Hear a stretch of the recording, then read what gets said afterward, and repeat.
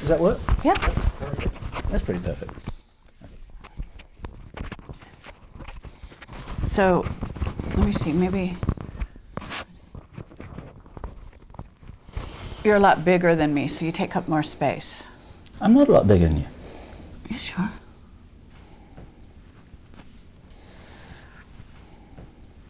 Five, four, three, two. And this is Mel Fabregas from the VERITAS Show, and I have the pleasure, the privilege to be here in the same room with two people that have been an inspiration to our show. We're at the UFO Congress in where are we? Not Nevada, it's in Phoenix, Arizona, in February of 2011. And Cassidy and Bill Ryan from Projects Camelot and Avalon, respectively. How you doing, folks? Good to have you with me. We're doing great. This is a little meeting to be noted in the annals, because whereas the three of us have been communicating together for quite a while, we never actually met in the same room, as you said. And so it's a privilege for me too. This is great, because the last time we did an interview was in the Awake and Aware conference at the end of that in September 2009. That's true. That feels like about 100 years ago, right? and so it's all very appropriate. There's a lot of appropriateness going on here, because Mel is one of the people who would be right at the top of my list for somebody who gave us an opportunity to make another joint statement 18 months later. So here we go. Well, I remember the time when we did the interview, a lot of people were talking about they're going to separate here or there. But I've always found that there's a synergy between the both of you, regardless of you being in different parts of the world or different projects. We always think of the both of you as a synergy. It's very important for people to keep that in mind, that it doesn't matter that the two of you are working separately, you're still working for the same common goal. So I'd like to know what is happening with both of you now. What projects are you dealing with? And now that we have you in the same room, tell us more. Ladies first. Oh, well, I mean, I would say that what's going on here is that Bill and I have sort of formed a pact, and we've decided that we will honor our friendship regardless of what goes on between us in terms of personal opinions, perspectives, and where we're coming from at any given time. And in this sector that we're in, it's very highly charged. People often have differences of opinions. Good friends have partings of the way. There are all kinds of feuds going on. And we witnessed this from the outside when we first got together, actually. And one of our vows at that time as Project Camelot, which has been over 5 years ago now, was to sort of build bridges between people and not to be one of those groups that goes out and badmouths other groups. And whereas we have our detractors out there and we're aware of them from time to time, we try not to do that. And so what has gone on has been very interesting in the sense that over the last, I guess, 2 years, I would say, after working together pretty much almost 24/7 on all the interviews we did worldwide, and we were very fortunate to be able to do that, we obviously got to know each other extremely well. But in what had happened is we became sort of targeted. And so on top of our growing, you know, as people do grow, and our growing maybe differences and feelings that there were areas that I wanted to delve into that Bill was not as interested in, and witnesses that I wanted to talk to that Bill didn't necessarily even believe. So we come, and vice versa. What happened is that, in a sense, you could have looked at it as we expanded Camelot to allow for us to each to have sort of our own sections of the website. But as it happened, there was a parting of the waves also, because I think some incidents happened that stimulated us making a very firm division, in the sense that Bill went on to Project Avalon, and I backed out from Project Avalon that we originally created together, and sort of gave him that venue, whatever you want to look at, however you want to look at that, which was a forum and a small website originally. And he can talk more about where it's gone from there. And then I sort of stayed on the Project Camelot, but I expanded it to be called Project Camelot Productions, as most people will know and be familiar. And then I went out on my own and did a number of interviews. And Bill has done a number on his side as well. And so that allowed us to really go off in different directions. And I think Camelot as a whole has benefited, and that's my view. And we have really had an incredible time in the last 2 years, but it has been on and off been contentious in terms of our philosophies and our points of view on different issues and different individuals, different subjects, kind of going head to head, even very, very recently on the Charles material, for example. And I don't think that's a bad thing, personally.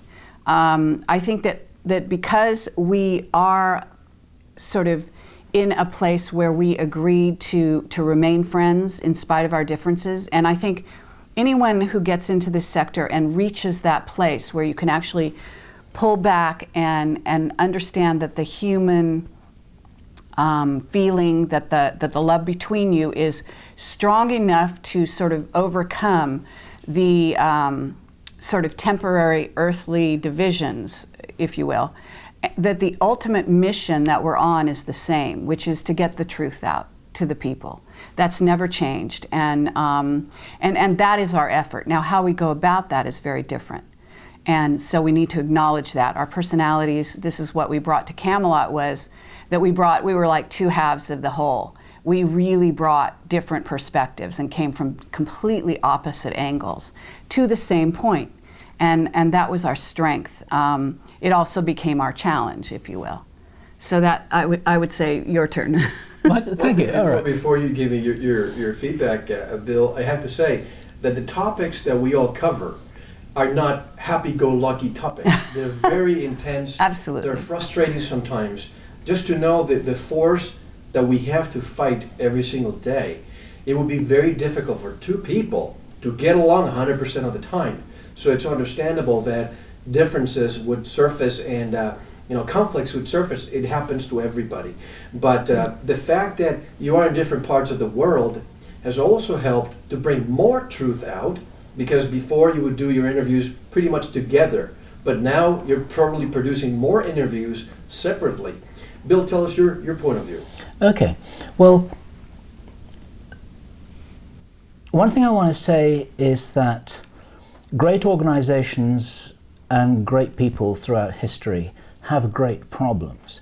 If you go and talk to a multi-billionaire successful businessman and say, well, you must have had it easy, he said, no, I had it tough.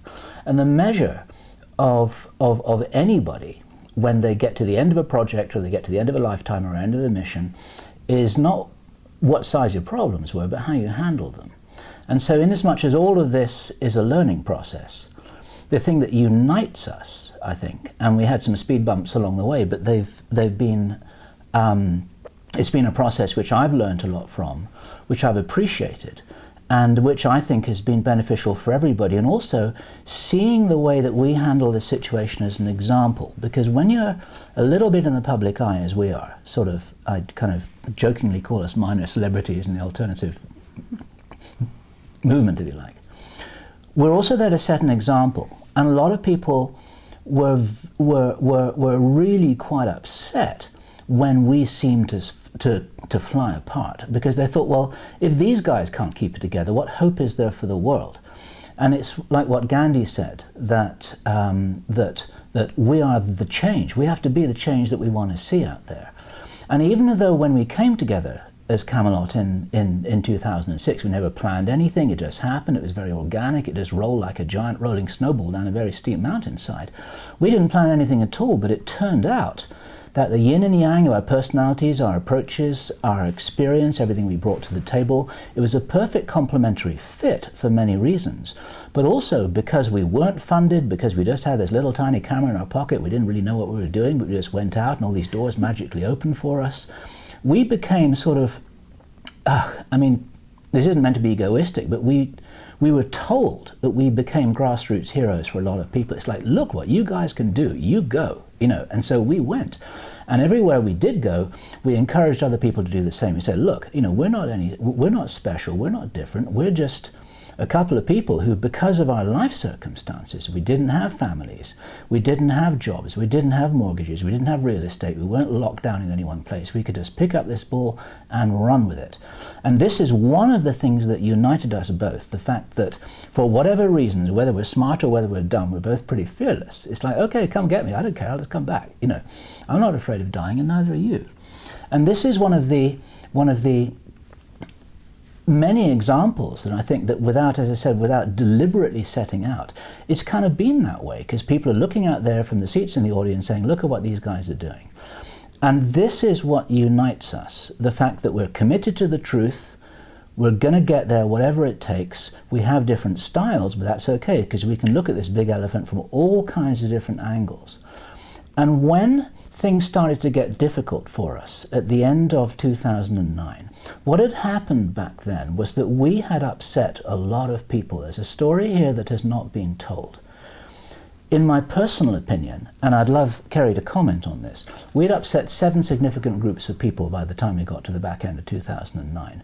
And a decision had been made to take us down one way or another. You agree with that? Yeah, that much I believe is true. Although I think who decided that and the groups that sort of set to work on that it doesn't were matter. different. It's like who killed JFK? Probably everybody wanted him out of the way, you know.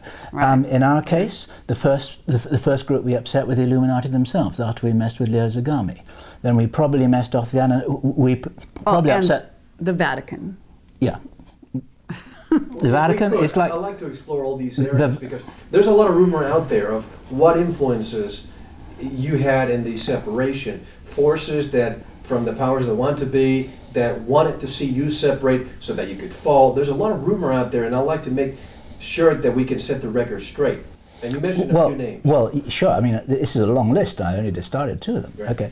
So my take on it is that we probably upset the Illuminati after our Leo Zagami interview in February 2008. About 6 months after that, we met Jake Simpson.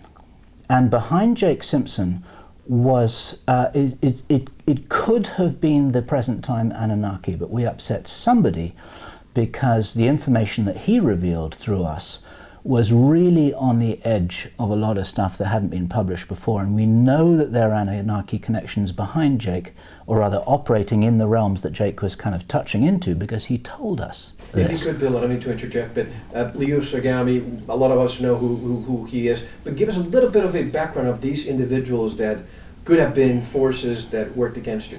Leo Zagami was an Illuminati whistleblower. He came out, he talked to us for 2 hours saying, this is what's going on, this is who the Illuminati are, this is who I am. He had a whole sheaf of papers, he wanted to talk about everything. He was doing what he could in his own style to blow the whistle on what the Illuminati were up to. Very soon after that, he was taken back. He was taken back. And I'm as sure as I can be personally that at that point they set some of their stuff on us, because they use magic, and they really do use magic. And I don't mean kind of hocus pocus stage magician stuff. I'm talking about deep, dark, black magic. And this is a reality. Now, this in itself is a whole radio show for you. So, I mean, we can't even go there here. We just have to acknowledge its existence. Would you totally agree with that? Yes, but you have to understand that Leo Zagami came from the dark side of the Vatican. So it's not just Illuminati in a general sense of that term, because that's a very wide bucket at this point. on the planet. But what we're talking about is specifically the dark side of the Vatican, having to do with the Black Pope, et cetera, et cetera, et cetera. So I just want to clarify that. And it's a big box of stuff. It's got a lot of stuff in it. We don't know exactly what's in there, but there's something in it. And the only real reference point I'm making here is that we upset whatever it was that was in that box. Right, and one of the indications of that was, because we didn't just come to this conclusion out of nowhere, was when we went and interviewed Lucas Scantamburlo about Planet X, and our car was broken into at the Milan airport. And then we flew to Norway right after that, and that was when our car was, so it was in between those two interviews to interview. We interviewed Leo Zagami in Norway. Yeah, all of that kind of stuff. And so that was one incident. We also had the flat tire at the top of but we're going into too much detail here. I know, but I've only they just have to, they need, you know, they also need the nuts and bolts of where, how this threat manifested. Right, okay. So there's some connection between Leo Zagami and the Illuminati, and at that point I think we became a red flag on someone's radar. Okay. Then soon after that, 6 months after that, we had the whole Jake Simpson stuff. Jake Simpson is a whistleblower who worked deeply in the, what can we say, the intelligence, military intelligence of several major Western world countries. He's psychically trained, he knows a lot of stuff. We have a report on the Camelot website about it. And what he would do, and this is a very important story to tell here. Let me see if I can do this in just a minute flat. When he told us stuff, he would be very guarded, and he'd be talking in code words, and he'd be sort of just kind of, he'd be talking really enigmatically, almost like he was looking around him psychically if anyone was listening. Now, there wasn't anyone around. He'd do this even if he was on his own. And then 10 minutes later, he'd say something much more clearly. And after a couple of days of this, I said to him, "You're timing what you say to us, aren't you?" And he said, "Yes." He said, "I'm avoiding the sweeps." And I said, "Well, what are the sweeps you're talking about? Is this electromagnetic surveillance?" He said, "No." He said, "It's something that makes electromagnetic surveillance look like it's in the Stone Age." And to cut this long story short, he told us that there was a surveillance system that operated in hyperspace that's been in existence for more than 20 years, in which any conversation anywhere can be plucked out of the reality matrix and downloaded to a database. They don't need microphones. It's not even done electronically. It's a hyperspace thing. It's been back But it's engineered. in AI. It's AI. Get to the bottom line. It's more than echelon? No, Yes. there's much more than that. It's got nothing that. to do with code words. It's got to do, what he told us, I'll tell you what he told us. This is my paraphrase of what he told us. Somebody right now, probably in Pine Gap or one of these places, could decide that they wanted to figure out what Mel had said to Bill and Kerry yesterday.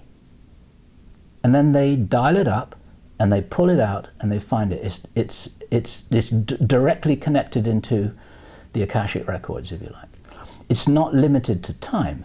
Now, they can't get everything because they can't analyze the data. So they still have to be specific, and it's not 100% perfect. But when I was talking with Jake, at the very, very end, I had an interesting experience. We were there with him for experience, excuse me, because I was there too. But the experience I had was after you went to bed. I know, but it was happening before that, so I that's what understand you that. don't Yeah, maybe I realize. understand that. I'm just reporting the experience that I had. Okay. It was very late at night. We were having a barbecue out on the terrace in the sunshine.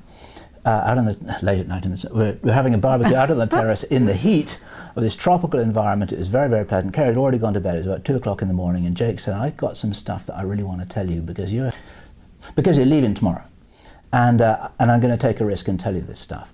And he was in a rented villa. There was no electronics around. Nobody could have predicted we were going to have this conversation. He started to talk about it, and he had to work really hard to make his mouth move. He described it as fighting your way like a cartoon character trying to fight their way through a bubblegum bubble. And on the other side of this, I was falling asleep. Suddenly, I was going really dopey, like I'd just been injected with something, and I was fighting to stay awake. He was fighting to talk. He forced himself to tell me whatever it was that he told me. We kept on going till about 4 o'clock in the morning. I went off to bed. I saw him for breakfast the next day, and I said to him, "You know what? That weird thing that happened last night, I can't remember what it was that you were trying to tell me. And he said, you know what, it's just as well.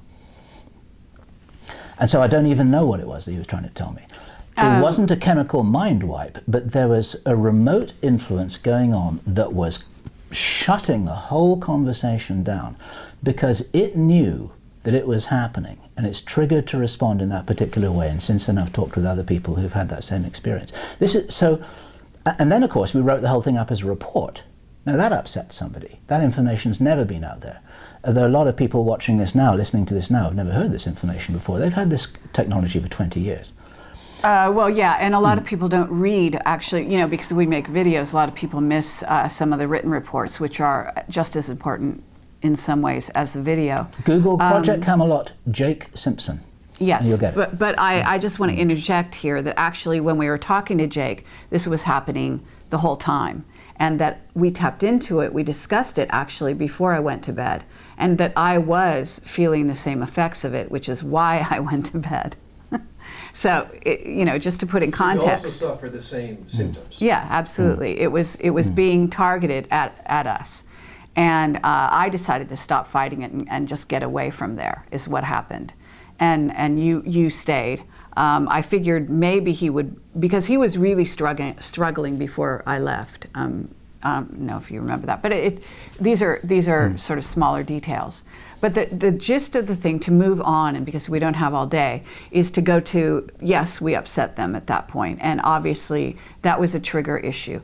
Then there are other groups that we've. This is the second item in a 7-item list. The next one is Pete Peterson. Dr. Pete Peterson.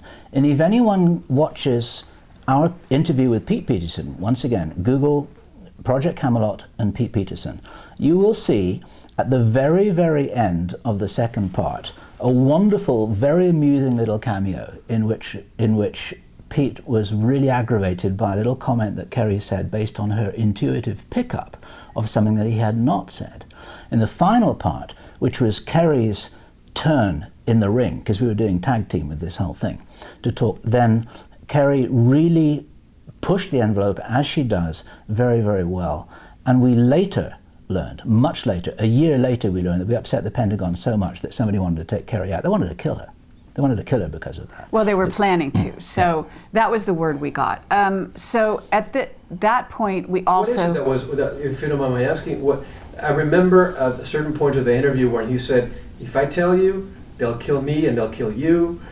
What was it that was said that was so upsetting? Okay, Bill, I really, let me talk about this if you don't mind. I just want to say that we have to be careful here, okay? So rather than answer you too directly, what I want to do is urge people to re-listen to that interview, and it's well worth it. There's tremendous amount of value. He's one of the best witnesses we ever had. Now, after he did the interview, it took us a month to get clearance to release the interview. Which we he never did not want to really release it. We didn't get clearance. Well, we finally did from him, and then he took it back a few hours later. And then he regretted it, and so he's not in contact with us as a consequence of that sort of back and forth right now. However, he was brought back into the Pentagon. There's evidence that he had some health problems as a result of the interview and so on. So it's not just one way. This is another thing. And his wife died. Yeah. Yes. Okay. And I just want to say that some of the things that we've experienced go beyond us. Okay. That the trouble that we had, that was a result of some of the people that we upset on high levels in terms of running the world, so to speak, and be they ET or non-ET. Goes into the witnesses that revealed some of the information as well. They have been taken out of the game, so to speak, in certain ways. They're not coming forward, they're not as much, and so on, since having done the interviews. Right, after Pete Peterson, the next one was Dan Birish. Dan Birish came to a conference that some people had organized in Zurich in Switzerland. And there was a question and answer session, an open panel. David Wilcock was there as well. And he was asked a question about vaccinations, because this was in the middle of this whole swine flu thing, which a lot of people got very exercised about. And that created almost a minor riot, because Dan was standing up and saying, and I wasn't expecting this to happen, this wasn't rehearsed, it wasn't prepared, we never knew the questioner was going to come. He said there's nothing wrong with vaccinations, and basically he was defending the party line. Kerry, who wasn't at that conference, got very alarmed and made a statement, because my position was unclear, because I was being a moderator on this, and I seemed to be allowing it to roll. And people were saying to me, well, you know, are you supporting Dan? Why do you let him talk for so long? And it's just my style, I just let people talk. So Kerry posted a statement, a very clear statement on the Camelot website, saying that we do not support the public vaccination program. In fact, we don't even believe that vaccinations work. And then after you had done that, I immediately posted my own post saying that I'm completely stand with you on that. I fully agree. This is my personal position. Very shortly after, Dan Burish and Marcy McDowell, now I think called Dan Crane and Marcy Crane, they distanced themselves from us publicly and attacked us viciously, using a lot of stuff that was very untrue. Dan was a personal friend. We love the man. He makes his decisions based on the information that's provided to him, and he's heavily controlled. We lost Dan as a friend, and to this day, I have no idea what his personal position is on this. But okay, but we upset it. But just the way that that taps into this list of antagonists that we generated was, it's quite possible that there's an MJ12 connection in there because we upset them. Yes, but I actually have to bring my piece to this, because what happened also was that there was some behind-the-scenes machinations going on during that conference, which indicated that there was some premeditation on their part in terms of them beginning to pull away from us, even before this sort of incident that happened with Dan. And there was a simultaneous experience or occurrence and that happened. And I was not invited, I was not allowed to come to that conference, even though I wanted to. But Henry Deacon was there. And he was also there. He went on stage and he backed Brian O'Leary in terms of free energy on stage, and he came forward there. You want to say who Henry is? Henry Deacon is one of our witnesses. He's a person who has worked in black projects, who was very unusual in that he didn't specialize in and get into this silo sort of notion. He was more like, and this is a loose sense of the use of the word, but a project manager. And he worked for various 3-letter agency, 4-letter agencies. And so he had a wider view of the big picture than most witnesses or people that work in black projects usually ever get. So he is one of our best witnesses to ever come forward. But at any rate, what he did on stage with Brian O'Leary, the ex-astronaut, who is also a Camelot witness, was to support him and to stand by him. This happened simultaneously, whereas at the same time, Dan and Marcy were also doing something behind the scenes with regard to Bill in a hotel room where he was surreptitiously, supposedly filmed, saying negative things about me. And what happened was that it appears that was a premeditated event that Majestic must have set them up to do. And so that's correct. There was some kind of a sting involved there as well. Right. There was. So then what happened right after that conference was that everyone was so surprised that Henry Deacon came on stage and revealed who he was, that the organizers of the Barcelona conference that happened a couple weeks later invited Henry Deacon and paid his way to go down to that conference. And they actually didn't want him to speak, they just wanted to allow him to be there. I'm not sure what was going on there with their sort of motivation or whatever, but obviously they were interested to meet him personally, I imagine. And what happened there, and this is where we angered another group, Yep. or the same group even Exactly. more, you might say, was that Henry Deacon, at the end of Bob Dean's talk about Mars, a very wonderful talk that's on the internet, in which Bob Dean did a wonderful presentation on Mars, Henry Deacon went on stage and revealed that he had been to Mars. I had suggested to him that this was an opportunity to do so, since we were frustrated that he didn't have an opportunity to actually speak himself.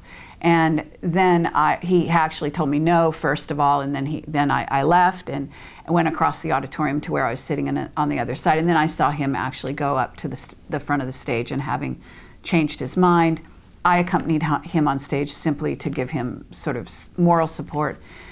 This is the first time he ever went public in terms of revealing who he was and the fact that he'd been on Mars.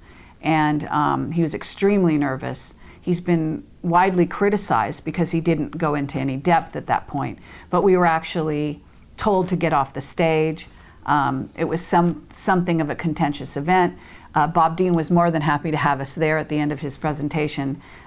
We have a long history with Bob Dean. But we don't know exactly what went on there, except that I do know that Steven Greer seemed to be instrumental in some way at the back of the stage after we left the stage in Barcelona. And there were some incidents with regard to free energy activists, and they had some misunderstandings, thinking that Greer had threatened them when in fact he didn't. And we were instrumental in clearing that misunderstanding up. The upshot is that there was no question that Henry was threatened about a week after that. He arrived at Amsterdam, where he'd also been invited to do a conference. Everyone flocked to that place thinking that he was going to say more about his Mars experience, and he talked about vitamin D3. Right.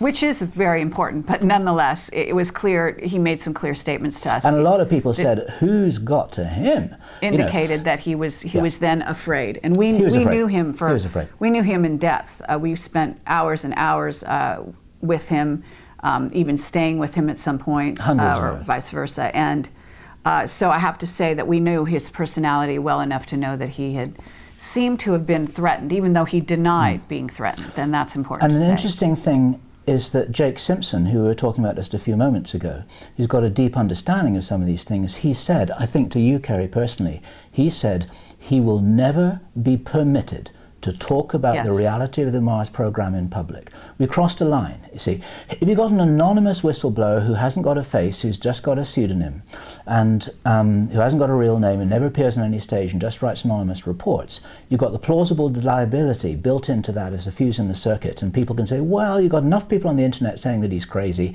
and that he's unreal. We don't need to worry about that. He's actually operating as a problem for Camelot, and it doesn't really matter.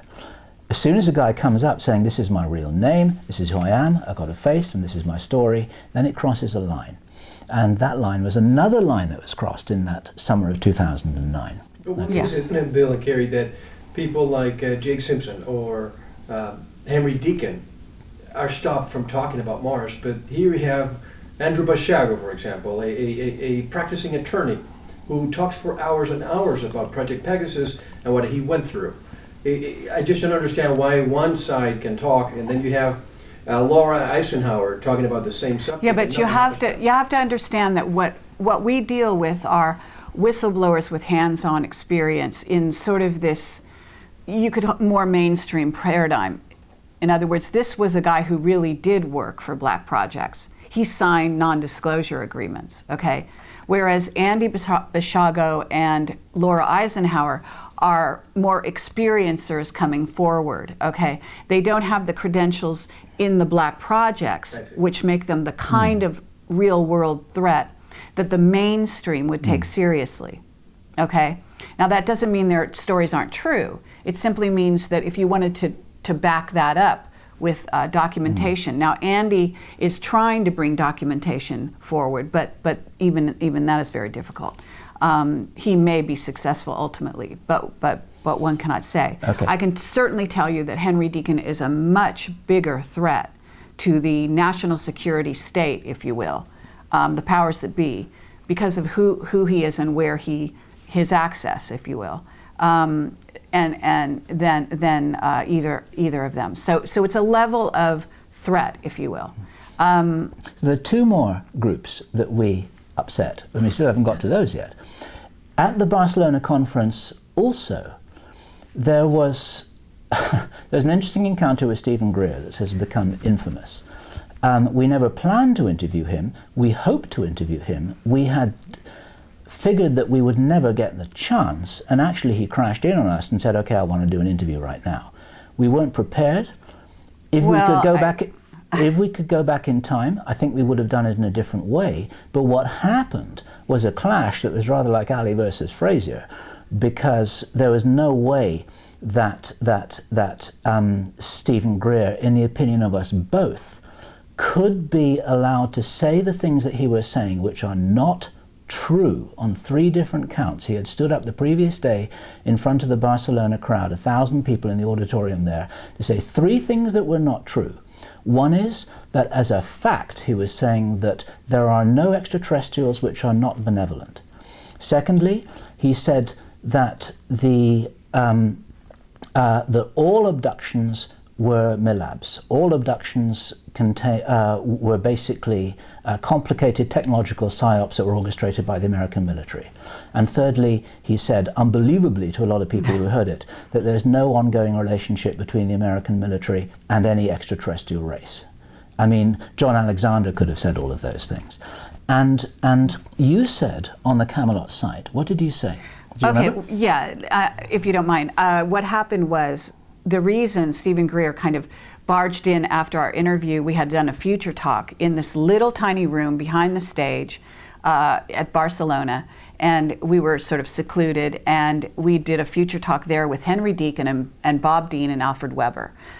Right at the end of it, Steven Greer walked in with his entourage, sat himself down and said, okay, I'm ready, let's do the interview. At that point, we were sort of taken off guard, but we were willing to play ball. We did warn him before that interview that it would be contentious, because it was obvious. The day before, he had done exactly as Bill said, and I took issue with that. I said that this cannot go, because the reason it couldn't go was that people respected him because of the Disclosure Project. And so for him to go on stage and suddenly say these untruths, people would tend to be misled. On the Camelot blog, you said it was insidious. Absolutely. Those are the words you used. And so what happened was, of course, he doesn't read my blog, but someone in his group was a Camelot fan and follower, whatever you want to call that. And they read my blog. They saw the post I made, and they told Steven. And so that's why he came in, and we were basically in a position where a certain contentious battle was going to take place. At that point, we basically said, okay, fine, we'll go ahead with it. And I have to say that, unfortunately, starting an interview like that has never happened to us before, and it's never happened since. But we're going to play ball. And should something like that happen again, you know, that's okay. But what I want to say here is that he handled himself well. He was sort of his typical demeanor. And the two of us basically kind of dealt with it as we do in our typical personality styles. I have to say that I was a lot more combative than normal, because I was absolutely outraged.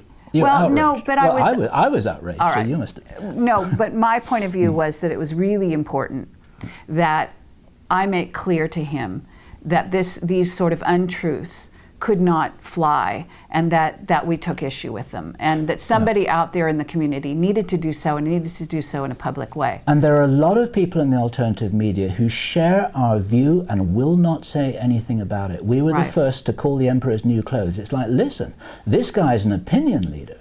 He's somebody who inspired a lot of people in May 2001 with the Washington Press Club Disclosure Conference. Everyone's been looking for him for leadership ever since, and now he's saying this stuff. Who's he working for? You know, I leave that as an open question.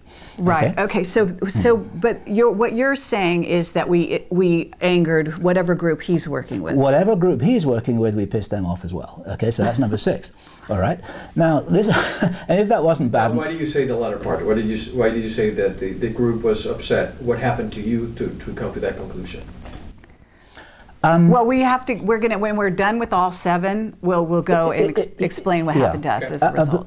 But my one-line answer to that is that if we up Steven, I mean, what would have happened? He would have reported that up the line, because he does have connections in Washington. This is known. He's put this on public record. He has a retinue taking care of him. He talks to congressmen. He talks to people in military intelligence. He's proud of that. And so, inasmuch as some of those might have been supporting his stance, this means that if we're an enemy of Steve's, we're an enemy of theirs. And we became dangerous at the moment when we became like the child in the crowd saying the emperor's got no clothes. Okay, and that just put us in another set of crosshairs. Maybe that's not what actually caused the damage, but it's just like, it's an interesting story to tell, because we were amassing enemies. I mean, you only need one bullet to kill you, but 7 will do the job as well, you know. The last one, finally, is a story that a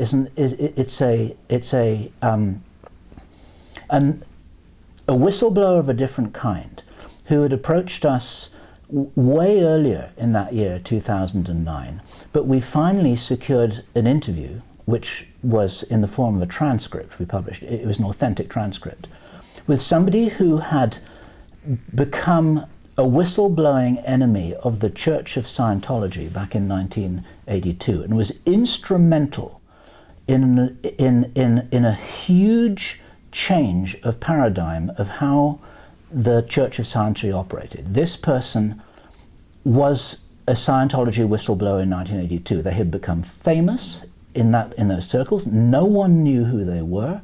They went under a pseudonym Dane Tops, which is a very unusual name. And even in the world of Scientology, nobody knew who this person was. They were a complete enigma. And in the Conscious Life Expo in February 2009, this person came up to me in Starbucks and started talking to me. They said something just as a little float to see whether I would pick. And I said, "Are you trying to tell me that you were Dane Tops?" Because I knew this story. And this person said, "Yep, you are now the 3rd person who knows." Kerry then became the 4th. This was a huge story. And so and we that captured, interview is on our website as well. Yeah. So not to go into too deep with that, but the Church of Scientology, Bill is also a member of what's called Ronsorg, which is a free zone Scientology group. I've never been an enemy of Church of Scientology Clarify already. that there, because I've heard some rumors floating around that you are a Scientologist, and you might want to clear the air on this one. Oh, I can clarify. Yeah, sure. I mean, there's no air to clear. I'm on. There's a document on the internet called the Church of Scientology Enemies List. I'm one of the people on that list, and I'm proud to be on that list. I've never been in the Church of Scientology, ever. I've never been a member of the Church of Scientology. But back in 1982, as a result of what Dane Tops had done, this person created an enormous split that the planet that was the Church of Scientology became fragmented into large and small asteroids all over the place. We've now got an asteroid belt of Scientologists. There's still one big body there, which is the Church of Scientology, but I will tell you here, on record, I don't care who hears it, the Church of Scientology is black, it's controlling, it's into mind control. There are people who go in there and they never come out. And I do not support what they do in any way, shape or form, but Ron Hubbard, in my personal opinion, was a genius. And the work that he's done has played a part in changing the consciousness of humanity ever since he wrote his book in 1950, which is when that all started. And the techniques which he uses have been adopted by many alternative therapeutic programs all over the world without even knowing that they come from Scientology.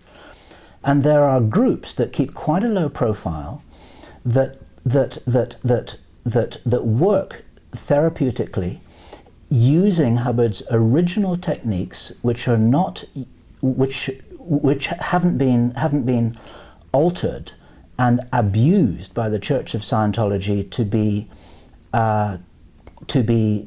manipulative and controlling. Because like the surgeon's knife, it can be used to kill or cure.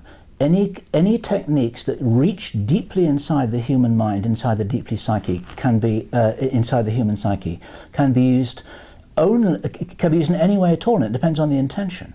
Okay, if the intentions are good, if the intention is an honorable, ethical intention, you can create miracles with this stuff.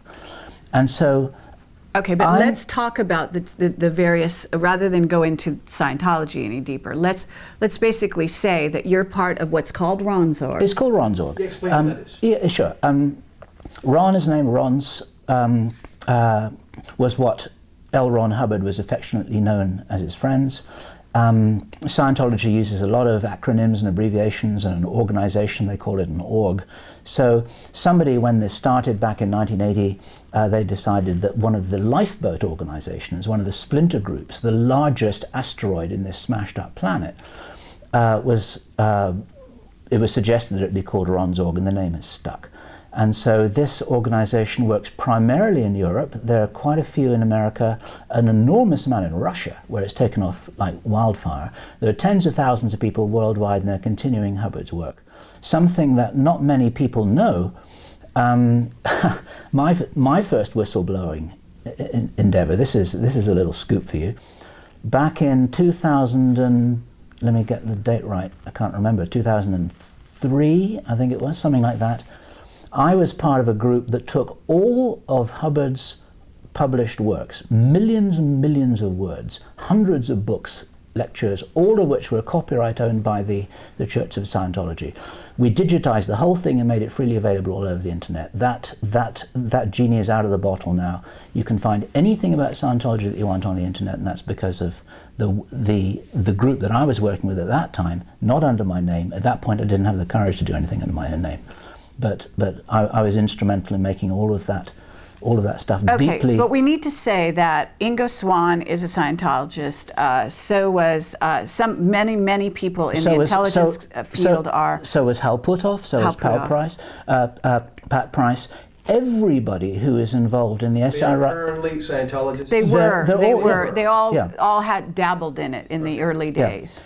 Yeah. Okay, most people left when the church went black, basically, and that there was a thought that originally maybe it hadn't been. Whether or not that's the case, I don't think we need to debate that here. But it's important to know that a lot of people in the intelligence world have started out in some aspect of early Scientology. They broke away because almost everyone discovered that the church was on the take and so on and so forth at a certain point. So just to clarify that, the SRI, the Stanford Research Institute remote viewing experiments that were CIA funded, that were done by Hal Puthoff and Russell Targ in the early 1970s. They were both Scientologists. Pat Price was a Scientologist. Ingo Swann was a Scientologist.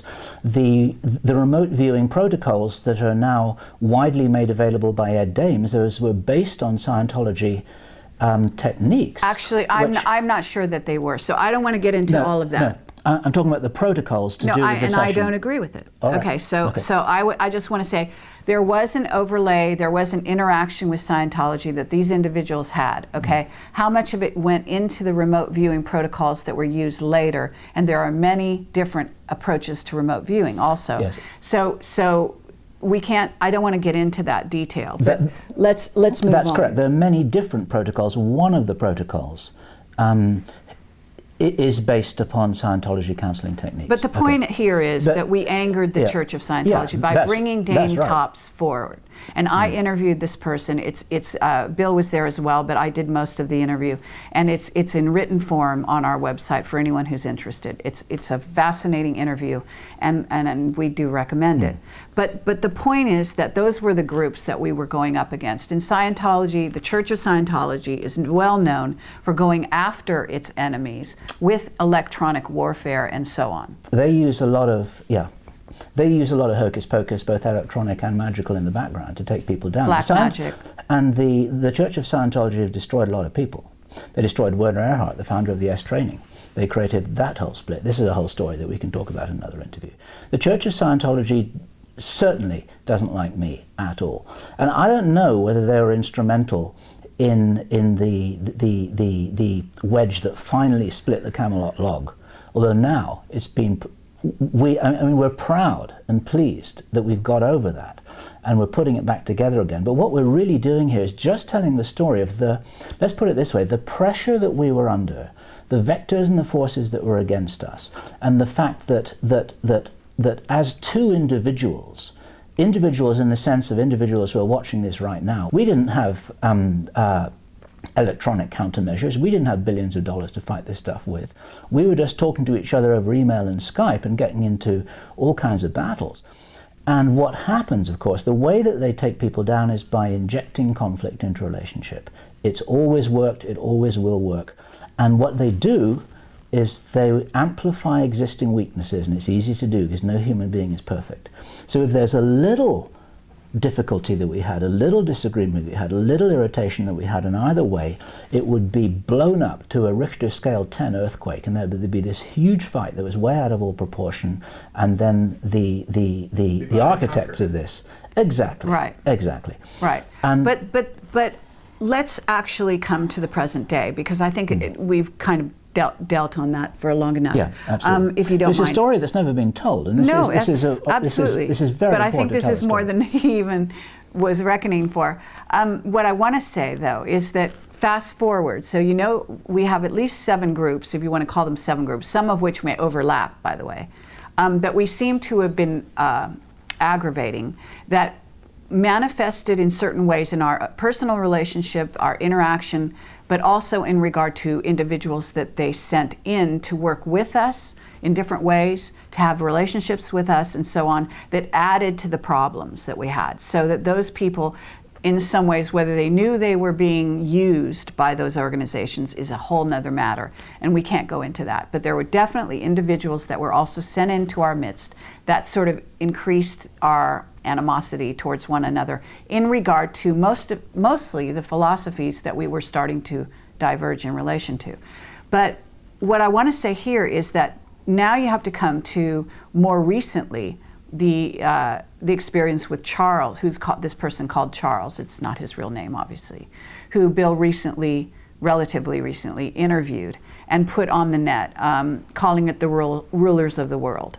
And that was an added sort of divisive or divider in regard to our relationship that has happened in early fall, I guess. And that has a whole story behind it. I don't think we have time for that here, but I do want to say that in spite of that effort, we're here now. We came to the conference together. We are moving forward. We've done interviews together, and actually, we're getting along fine. So we've kind of moved beyond this. And there's but it's a whole important bunch to know of people. That they haven't given up.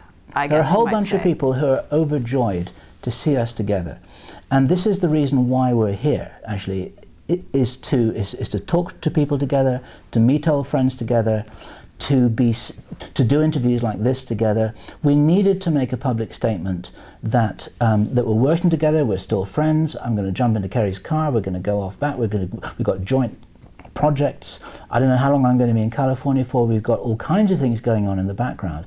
We will continue to do our own work because we've got some people who prefer my presentational style. There are some people who prefer Kerry's presentational style.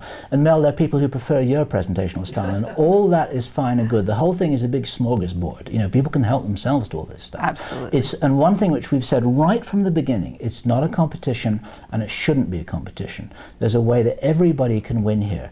I support Kerry's work. She's a person of enormous integrity. Okay, don't start with that. I support your work. You're a person of integrity. But yes, this is a given. You don't want me to say nice things about you? No, I don't want to do that. This is turning out to be a very, very enlightening conversation between the both of you and I. And I was only going to have one segment, but I'm willing, if we're not evicted or vacated from this room, if you are able to stay for another segment, I would like to make it a full show, because there's a lot happening in the year 2011, and we all know 2012 is coming soon. A lot of people think that because we interview, the answers lie with others, but we tend to connect dots, and the two of you have probably connected more dots than a lot of people. And I would be willing to stay for another segment if you have the time, so we can explore that after you continue explaining what has happened to you in the past year. It sounds good to me. I'd like to do that. Okay. Yeah, well, sure. let's continue until this day finishes. Yeah. Okay. If I can say this just as a break point here, if we're going to go on for another hour, I would be delighted to do that. But I'd like to have a sandwich and a cup of coffee. Sure. That only needs to take 3 minutes because I eat quick. But I need to put some. We can take a break and eat and do whatever. So yeah, that would be great. Tell us. Let's see. I have about 7-8 minutes left. If you want to wrap up what you were saying about the forces, the 7 forces, if you like, what did you see as a consequence of those groups? Well, I could use some of those 7 minutes by carrying on saying nice things about Kerry, but you don't want me to say nice things about you. Let's talk about the matter at hand. I think compliments are very nice, but I think that we can contribute more here.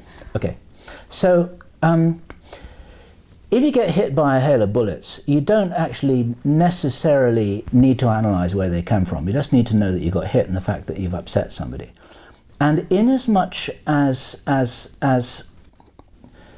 the way that these bullets work, and let me change the metaphor here, they're not bullets that just go through any armor. They capitalize on existing weaknesses. They're aimed at chinks in the armor. They're also wedges that enlarge those chinks in the armor.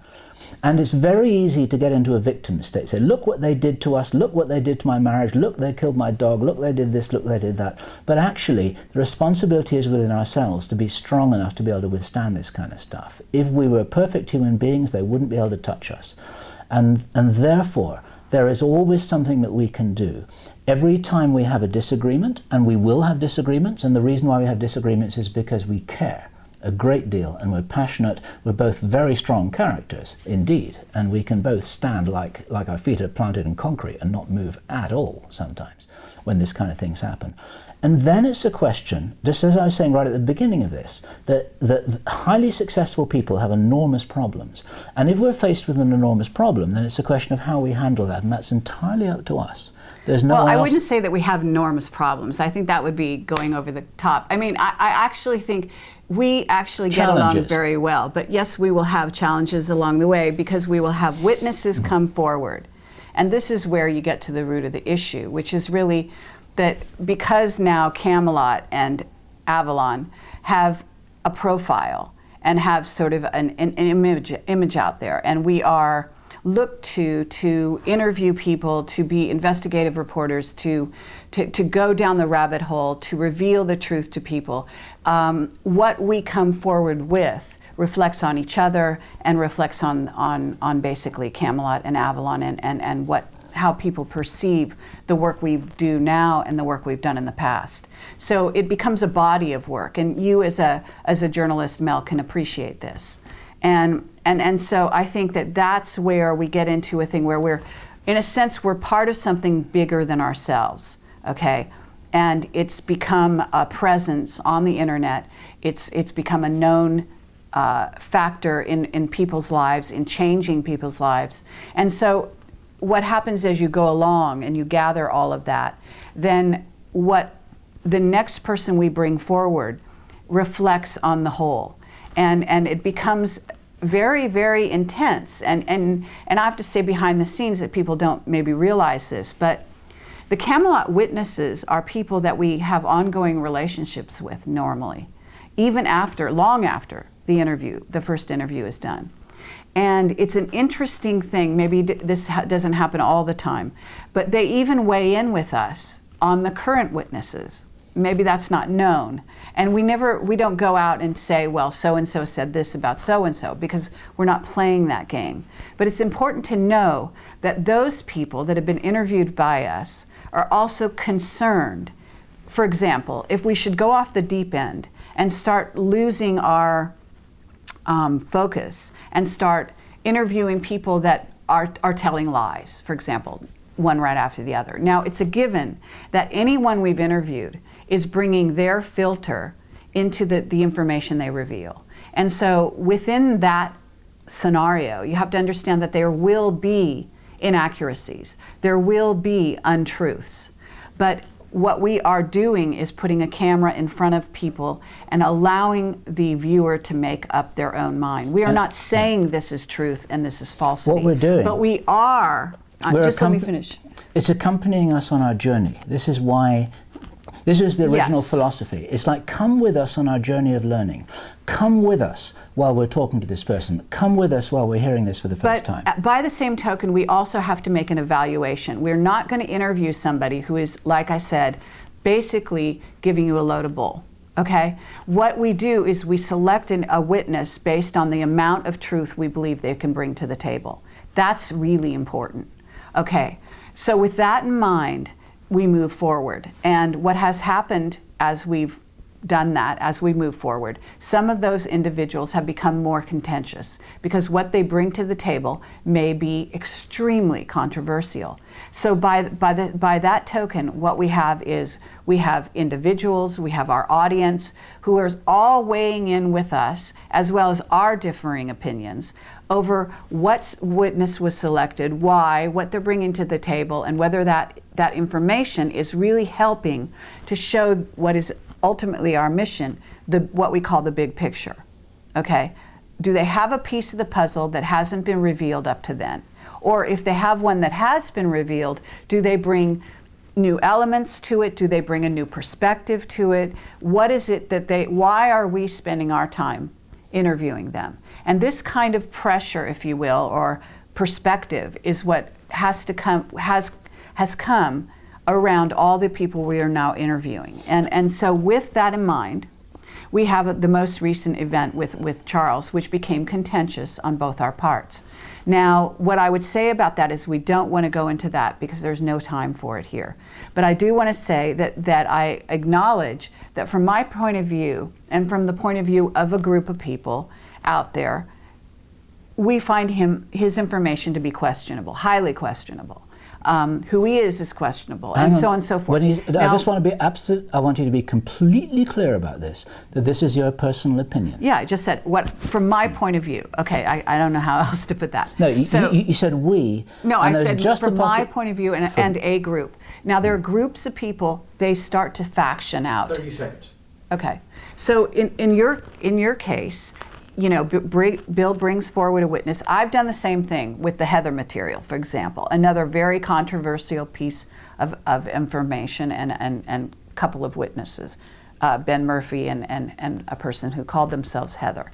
And so what happens is Bill found that to be contentious, and a whole group of people found that to be contentious and to be questionable as well.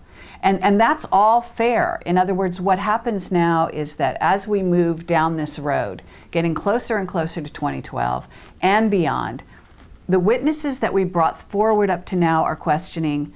They are bringing forward new material. I have to stop you because the day will end, and I don't want to leave a cliffhanger, but okay. I just left a cliffhanger for the next segment. So we're going to take a little break. Great. And we'll be right back and continue with this exciting conversation with Kerry Cassidy and Bill Ryan from Projects Camelot and Avalon. We'll be right back. This is Mel Fabregas from the VERITAS Show. Don't go anywhere.